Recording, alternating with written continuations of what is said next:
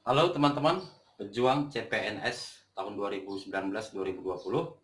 Kita lanjutkan video mengenai pembahasan soal-soal tryout yang keenam SKB Bahasa Inggris atau SKB Guru Bahasa Inggris untuk SKB CPNS tahun 2020 part 2. Saya yakin teman-teman yang menonton video ini, terutama yang menjadi peserta tryout SKB Bahasa Inggris yang keenam, akan mendapat manfaat dari uh, menjadi peserta di tryout ke-6. Ya, saya yakin dengan banyak mengerjakan soal-soal, maka lebih banyak jenis-jenis soal yang teman-teman ketahui. Oke, kita ikuti pembahasan soalnya.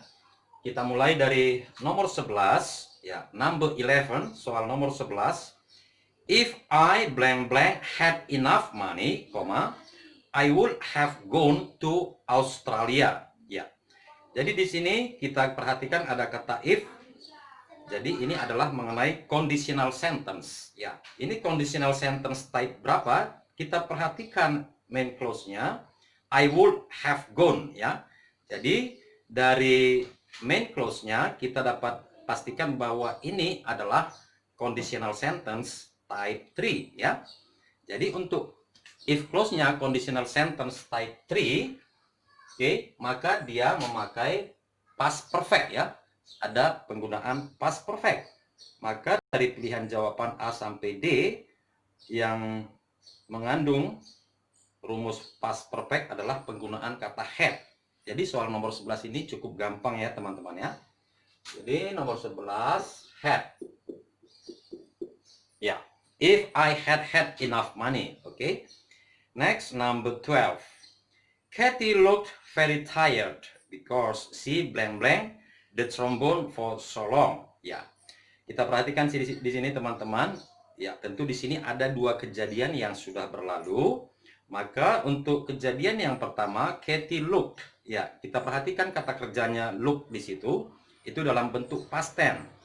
Ya, Kathy terlihat sangat letih karena dia tentu sudah melakukan aktivitas sebelumnya.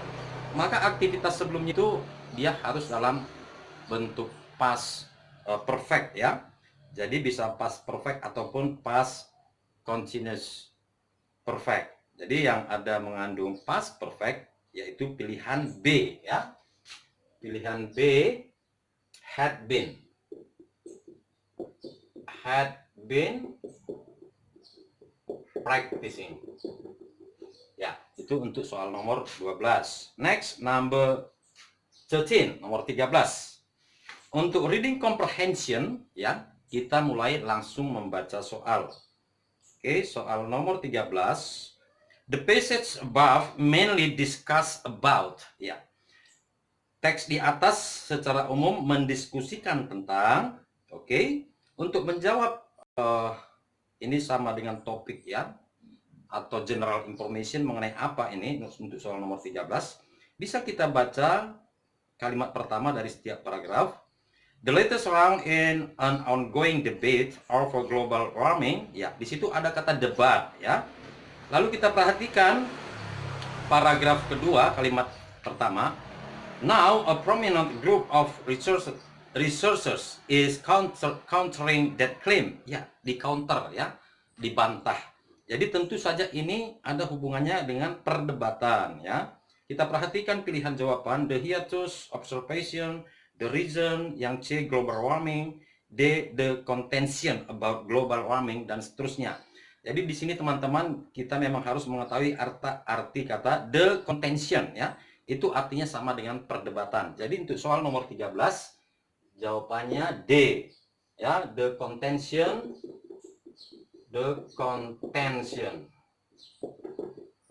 dan seterusnya ya. Oke, itu dia untuk soal nomor 13. Next, soal nomor 14. The word prominent in paragraph 2 means, ya, di sini tentu sudah jelas apa yang diminta, yaitu sinonim kata dari prominent. Ya, ini langsung aja saya kasih jawabannya, yaitu well known. Well known. Ya, well known itu jadi sama artinya dengan prominent. Sedangkan untuk promenade artinya perjalanan, shrewd itu artinya cerdas, dan indolent itu artinya malas ya. Next, number 15. Soal nomor 15. Why have some claim that global warming a fabricated issue? Ya, di sini arti pertanyaannya adalah mengapa beberapa orang sudah mengklaim bahwa global warming itu adalah sebuah isu yang fabricated. Jadi fabricated issue artinya sama dengan sebuah berita yang digoreng ya, dalam tanda kutip digoreng, sebuah berita yang dibuat-buat. Oke, itu dia artinya teman-teman. Jadi sama artinya dengan berita bohong bisa juga ya. Jadi untuk soal nomor 15 ini bisa kita dapat jawabannya dari paragraf terakhir ya. Paragraf terakhir dikatakan di sini Carl said, meant that an assessment done by influential intergovernmental panel on climate change in 2013 showing that warming had slowed was no longer valid, bahwa itu adalah tidak valid ya. Jadi untuk soal nomor 13 jawabannya untuk soal nomor 15 jawabannya adalah C ya. An assessment ya, karena sebuah penilaian yang telah dilakukan on climate change presenting that warming had slowed was no longer valid. Jadi nomor 15 adalah C. Oke. Next, number 16. Soal nomor 16 ya. Untuk soal nomor 16 dan 17 teman-teman sekalian dan juga 18, mari kita perhatikan dengan seksama ya. Di sini yang salah lumayan banyak. Ini mengenai 16, 17, 18 mengenai subjunctif, oke, pengandaian. Ya, jadi untuk materi subjunctif dan conditional sentence dia ada kemiripannya. Jadi mari kita perhatikan untuk soal nomor 16. My mom wished that I blank to Bali yesterday. Ya, di sini sudah ada kata yesterday. Yesterday kita perhatikan juga wish-nya itu dia dalam bentuk verb to atau past ya, dalam bentuk past tense. Maka setelah kata that itu di situ kita harus memakai past perfect ya. Kita harus memakai past perfect karena untuk past subjunctif kalimat yang mengikutinya ya atau kata-kata yang mengikutinya tensesnya harus dalam bentuk past perfect. Maka untuk soal nomor 16 hadn't gone ya. Nomor 16 C, hadn't gone. Oke teman-teman sekalian, nanti jika teman-teman ingin bertanya ya bisa diketik di kolom komentar ya. Kita bisa diskusikan lagi ataupun nanti di grup WhatsApp. Next, number 17. The assistant manager acted as if she blank. Ya. Di sini subjunctif pemakaian kata as if. Bagaimana kita menentukan mengapa jawabannya bukan A? Ya, ini bukan present subjunctif tetapi past subjunctif ya. Perhatikan kata acted. Ya, dia dalam bentuk past, maka yang mengikutinya harus juga dalam bentuk past perfect. Oke. Jadi jika teman-teman menjawab A adalah salah, tetapi jika acted-nya itu tadi dia bukan dalam bentuk verb to atau dia ditulis act begitu ya. Ya, tanpa D di sini. Oke, berarti dia menggunakan present subjunctive, maka jawaban A adalah benar ya. Jadi untuk nomor 17 jawabannya adalah B. Oke, yaitu had been the manager. Ya. Had been the manager. Ya.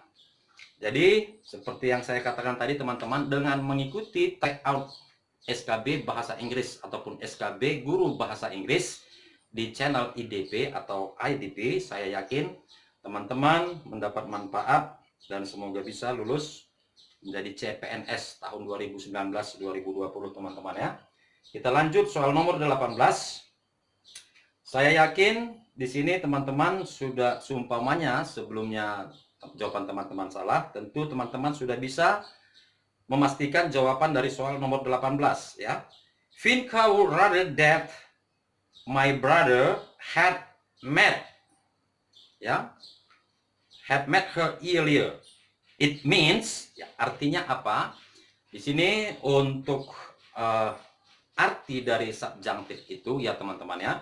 Seandainya contohnya seumpamanya subjunctifnya dalam bentuk past perfect, maka artinya dalam bentuk past tense ya, dalam bentuk past tense. Oke, jika subjunctifnya menggunakan verb to, maka artinya dalam bentuk present. Oke. Jadi di sini dia menggunakan had met ya, past perfect, maka artinya harus dalam bentuk past tense. Oke. Jadi artinya adalah my brother didn't meet her earlier. Ya, itu dia ya. Dan artinya juga itu merupakan kebalikan teman-teman ya.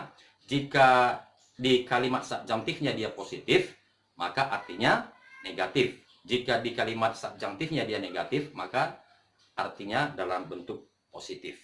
Ya, jadi untuk nomor 17 had been the manager. Oke, next. Soal nomor 18. Ya, soal nomor 18. Vinka would rather that my brother had met her. Ya. Had met her earlier. It means, oke. Ya, di sini kita perhatikan subjunctifnya had met. Berarti artinya, oke. Apa teman-teman? Berarti artinya yang pertama berarti dia tidak ya, harus negatif nanti dia artinya. Oke, maka yang ada mengandung unsur negatif adalah pilihan A atau B. Ya. Di sini bagaimana kita menentukan? Di situ subjunctifnya menggunakan had met, tentu artinya dalam bentuk past tense. Ya. Jadi kembali jawabannya adalah B. Ya, B. My brother didn't met her earlier. Oke. Demikian teman-teman sekalian. Jika teman-teman masih punya pertanyaan ya, bagus untuk kita diskusikan ketikkan di kolom komentar, maka saya akan jawab. Oke. Sampai ketemu lagi di pembahasan soal berikutnya, soal nomor 19 hingga 25. Thank you very much for your time and see you on my next video. Goodbye.